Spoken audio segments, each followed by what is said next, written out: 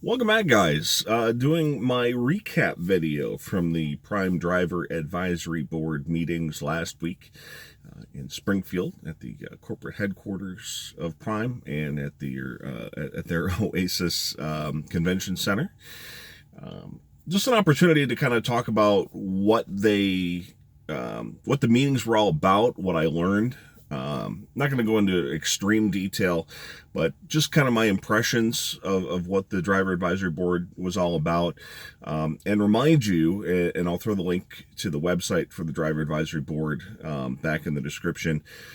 There's a contact form on there, and it's certainly anyone is free to submit questions to, and these questions don't come directly to me, but they go right to the driver advisory board. So everybody that's on the board gets an opportunity to look at the questions that you may have or suggestions or comments about driving for Prime, but it's mainly geared towards current Prime drivers. So if you're not a driver, you have questions, you can certainly throw a question or comment down in the description, and of course, I'll do my best to answer anything for you that's maybe related more towards if you're interested in coming to Prime, as opposed to if you're a current Prime employee or a contract driver for the company. And of course, if you are looking to come to Prime, I'll also obviously have that link in the description that I always have. If you're looking to come to the company, it takes you right to the application to come to Prime. Driver Advisory Board was very interesting. Learned a ton. I've been at Prime for almost 4 years at this point. Obviously, I have a tremendous amount of knowledge and experience with the tanker division. That's all I've done. I was fortunate to go through the Prime Student Driver, the CDL training program. In the tanker division, the TNT, trainer and trainee portion, which is the on-the-job training in the tanker division. So got exposed to the reefer division, which is the largest, the oldest division at Prime. Learned a lot about some of the concerns and some of the day-to-day struggles that they deal with. Learned a lot about the flatbed division, which was the second division established here at Prime, second largest division. Obviously talked about the tanker division as well. And then I learned a little bit, not necessarily with the driver advisory board, but I learned about the newest and smallest division, which is intermodal. And you may have seen that video. I put that up a few days ago with John and Ross. Just kind of an introduction to the division they're looking to hire. They do some stuff that's kind of a little bit similar to what I do, but in more locations across the country, with some greater opportunities for home time.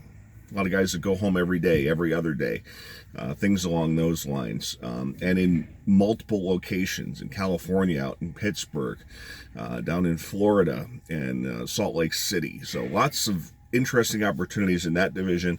And you can obviously take a look at the video that I did. Or you can go, I did a Facebook Live video last week with John and Ross as well, which is how I met them and got to find out about that division, which I knew we had an intermodal division, but quite frankly, I didn't know a lot about it. They also have opportunities in Chicago.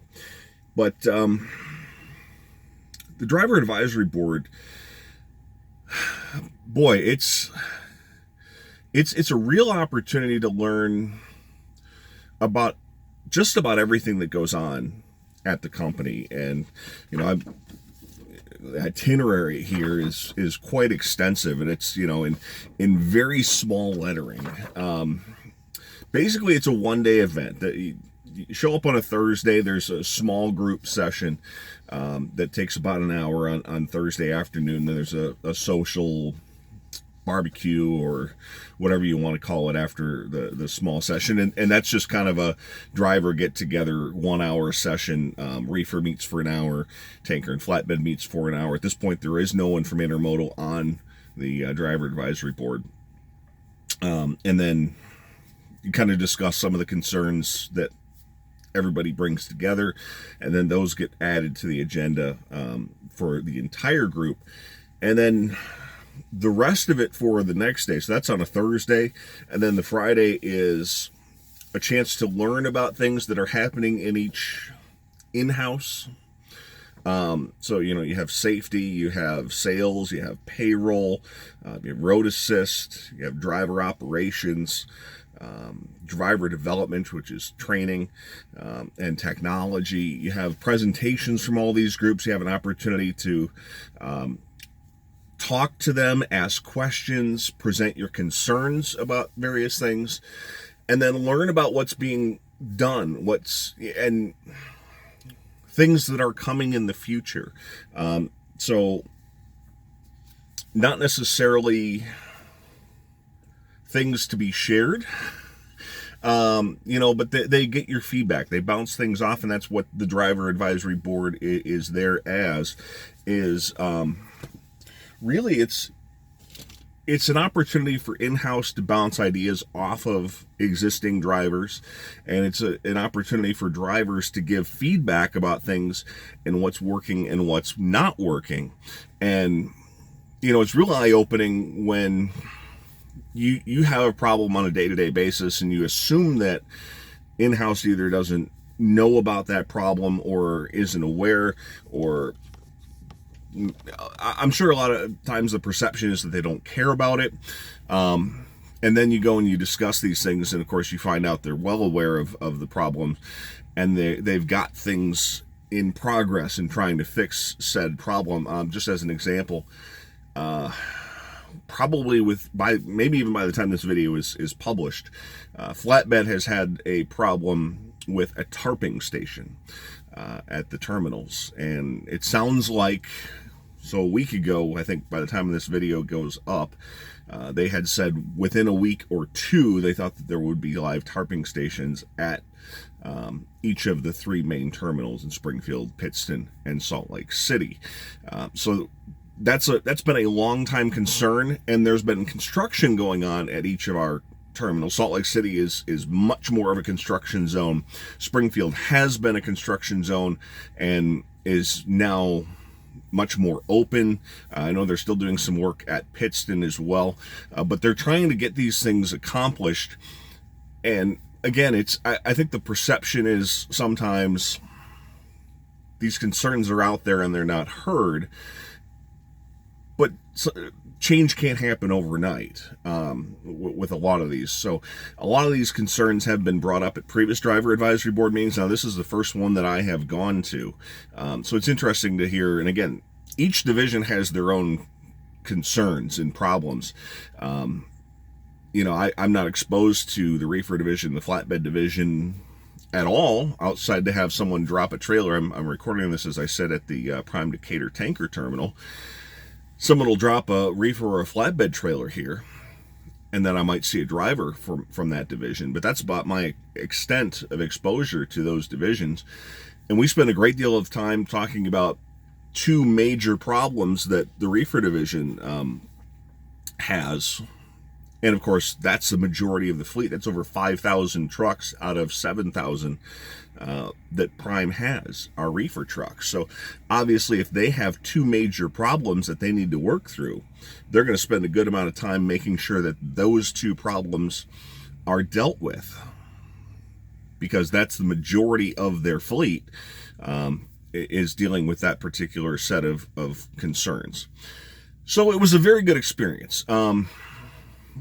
Like I said, I it's not my place to make announcements about things that are happening at the company.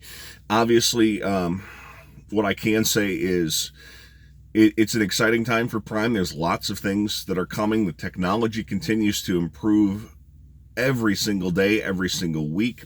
Prime continues to grow every single day, every single week. There's some exciting things that are coming for this company.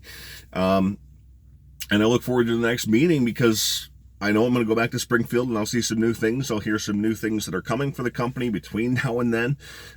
You'll probably hear some announcements in the trucking industry related to Prime. And it's an exciting time. And Prime is listening. And I think that's the biggest thing you take away from this is you experience something out on the road. Prime has a mechanism to listen to your comments and concerns. If you're an existing driver, if you don't think things are getting taken care of course, you go to your fleet manager, you can escalate it above your fleet manager, but you can come to the driver advisory board as well and know that drivers are getting direct input. And when I say you have that line to Prime, Robert Lowe sits all day on that Friday in these meetings. We were there started with the safety meeting, which starts at 8 o'clock. We were there until 5 p.m. Robert Lowe was in those meetings all day sitting with us.